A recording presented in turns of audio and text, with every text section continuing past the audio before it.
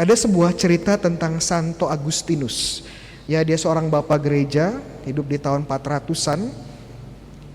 Dan suatu hari dia sedang mempelajari dan mencoba memahami tentang misteri Tritunggal Maha Kudus.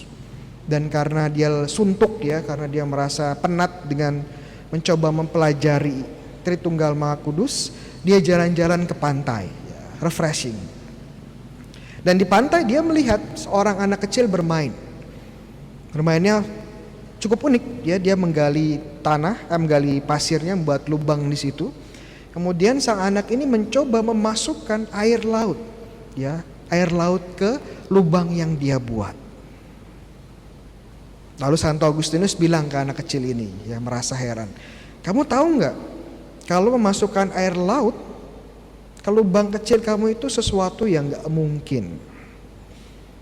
Lalu tiba-tiba anak ini menjawab, ya, Bapak Uskup, karena waktu itu Agustinus sudah menjadi uskup, Bapak Uskup, ini sama seperti kamu mencoba memindahkan misteri Tritunggal Maha Kudus ke dalam kepala kamu yang kecil. Seperti memindahkan lautan ke dalam lubang kecil saya ini. Wah, kaget Santo Agustinus, ini pewahyuan dari Tuhan. Bagaimana otak kita yang kecil gak mungkin ya dengan penuh memahami Tritunggal Maha Kudus. Tapi ini real ya. Jadi ya, yang pertama, misteri itu suatu yang real tapi tidak bisa dengan penuh dijelaskan. Kedua, misteri mengundang kita menjadi bagian dari misteri ini. Dan ketiga, misteri itu diberikan dengan cuma-cuma, tetapi tidak murahan.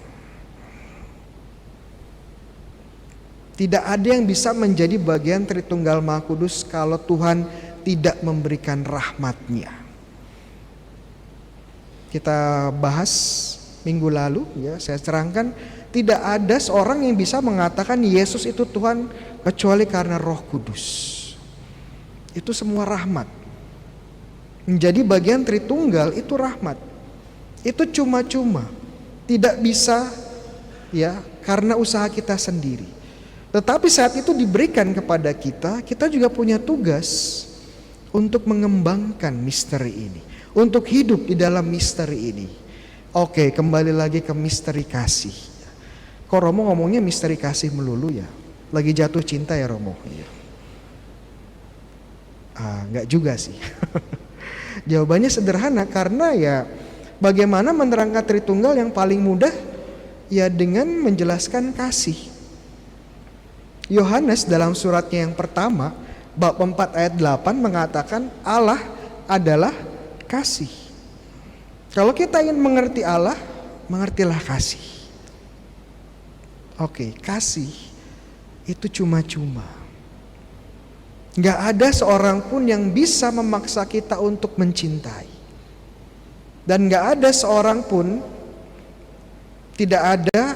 kita tidak bisa memaksa orang lain untuk mencintai kita. Makanya kalau saya mengadakan kanonik ya, itu penyelidikan atau wawancara sebelum pernikahan, akan pertanyaan yang mendasar yang saya tanyakan kepada kedua mempelai ini, apakah kalian bebas dari segala paksaan? Kenapa? Kalau nggak bebas berarti kalian tidak mencintai satu dengan yang lain. Dan kalau tidak mencintai, buat apa menikah? Kalau tidak ada kasih, tidak ada Allah, buat apa sakramen pernikahan?